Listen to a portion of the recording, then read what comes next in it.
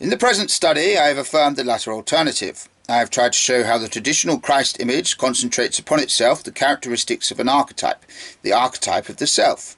My aim and method do not purport to be anything more in principle than, shall we say, the efforts of an art historian to trace the various influences which have contributed towards the formation of a particular Christ image.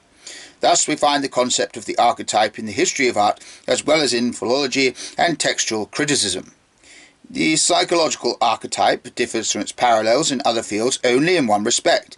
It refers to a living and ubiquitous psychic fact, and this naturally shows the whole situation in a rather different light.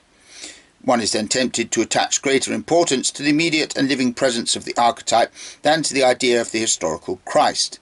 As I have said, there is among certain of the alchemists, too, a tendency to give the lapis priority over Christ. Since I am far from cherishing any missionary intentions, I must expressly emphasize that I am not concerned here with confessions of faith, but with proven scientific facts. If one inclines to regard the archetype of the self as the real agent, and hence takes Christ as a symbol of the self, one must bear in mind that there is a considerable difference between perfection and completeness. The Christ image is as good as perfect.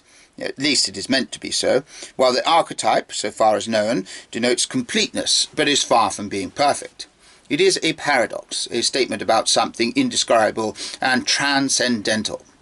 Accordingly, the realization of the self, which would logically follow from a recognition of its supremacy, leads to a fundamental conflict, to a real suspension between opposites, reminiscent of the crucified Christ hanging between two thieves, and to an approximate state of wholeness that lacks perfection. To strive after teleiosis in the sense of perfection is not only legitimate, but is inborn in man as a peculiarity which provides civilization with one of its strongest roots. This striving is so powerful, even that it can turn into a passion that draws everything into its service. Natural as it is to seek perfection in one way or another, the archetype fulfills itself in completeness, and this is a Greek word of quite another kind. Where the archetype predominates, completeness is forced upon us against all our conscious strivings, in accordance with the archaic nature of the archetype. The individual may strive after perfection. Be you therefore perfect, Greek word, as also your heavenly Father is perfect, but must suffer from the opposite of his intentions for the sake of his completeness.